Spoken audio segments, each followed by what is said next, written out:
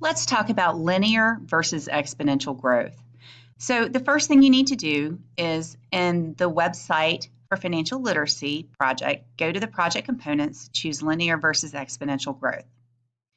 On this page, you will see that there's a link to a file. Please click on this link and let's download the file. So when you click on the link, the following file will come up. I'd like you to go to File, Save As, and save this to your math folder, please.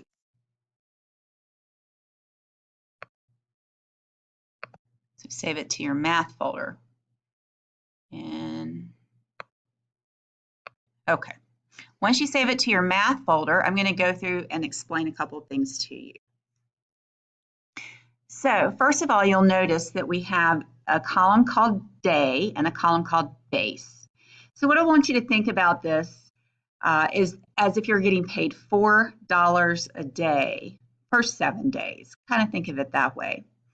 So let's see what happens with linear growth. So with linear growth, on the first day, I have $4, right? On the second day, how much money would I have if I got $4 more? I should have 8, right? So it's really the day before increased by $4. Then the next day, I started with 8, I earned $4, so how much will I have? I should have $12. And so forth and so on. So you end up on the last day, you should have $28 because 4 times 7 is 28. You got $4 a day, so every day increased by adding $4. Now let's see what would happen. So this is like if you get the same amount every single day. Let's see what happens if we increase the amount a little differently. So this time, on the first day, I have $4. But on the second day, I have 4 times 4.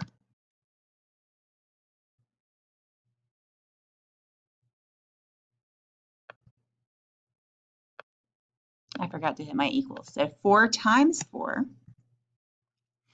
equals tells Excel to calculate. It would be 16.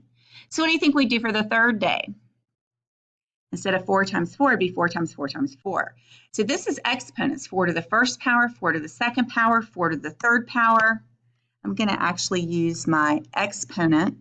Actually, I'm going to use a formula here. I'm going to hit equals my base, and I'm going to raise that to the exponent of the day that we're working with.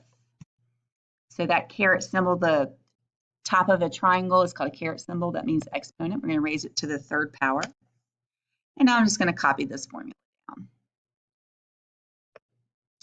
So which way grows faster? Getting the same amount every day or multiplying by the same amount every day? So adding the same every day or multiplying the same every day. Clearly, exponential growth is a lot larger than linear growth. And let's look at this as a graph. So what you're going to do is you're going to look at the day and compare it to the growth for linear growth. So I'm going to highlight this column. Now you need to hold down Control on your keyboard as you highlight the second column. You let go of the highlighting first, then you let go of Control. Now I'm going to create a graph. So I'm going to go up here, click on Insert, and this is change over time. So we're going to want a line graph. So you use line graphs for change over time. Let's just go with the first line graph. And we're going to get rid of this blue line because that really doesn't mean anything, so delete that.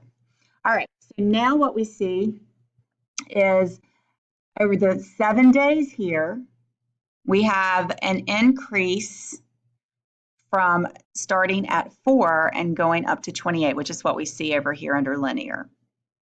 Now let's compare that to exponential growth. I'm going to move this graph out of the way. I'm going to drag, apparently we don't need to drag the days, we can just drag exponential. So let's drag over the exponential column, and it recognizes all of this as a table. Let's go up to Insert, and we still need change over time, so we still want a line graph. And there's your exponential graph. Now, now, which one of these seems to be growing faster? What you want to pay attention to are the axes. So the labels of the axes. So these are the days right here.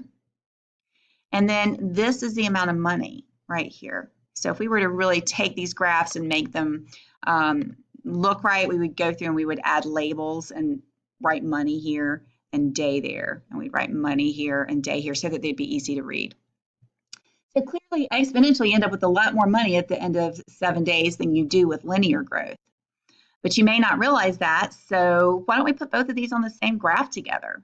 So let's highlight both of these, go up to Insert, and we're going to put this on a separate page this time.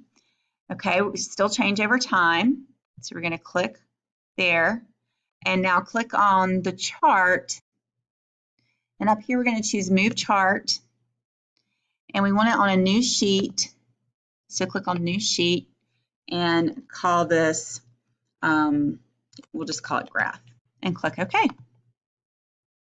And that's going to give us a whole new sheet. Now, check this out. Our linear growth actually looks flat compared to our exponential growth. What do you think that is?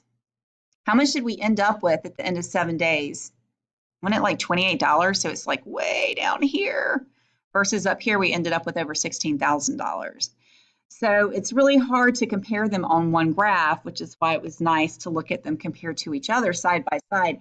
However, you have to keep in mind that you're comparing a different amount of numbers on the side because we're looking at a dollar amount that's radically different from linear growth to exponential growth. But what I want you to get from this is that exponential growth grows faster and faster and faster and faster and faster. And this is what happens with long-term savings and compound interest versus your how much you make on your job. You don't always get the exact same raise every year. Sometimes you don't get a raise. Sometimes you get more of a raise. Sometimes you get less. So it's not always a straight line.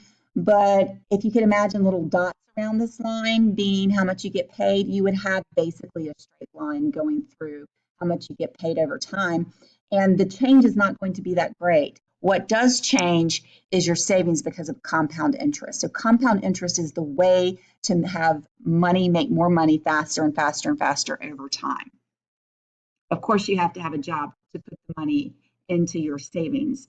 So you have to start by making money, and then you have to save and have discipline. So to put this in your blog post, what you're going to do is click on this graph, use your snipping tool, and do a screenshot, put it in your blog post, and then I'd like you to write a paragraph about what you have learned. 3 to 5 sentences is fine. So you should have a screenshot of this graph and a paragraph in your blog post.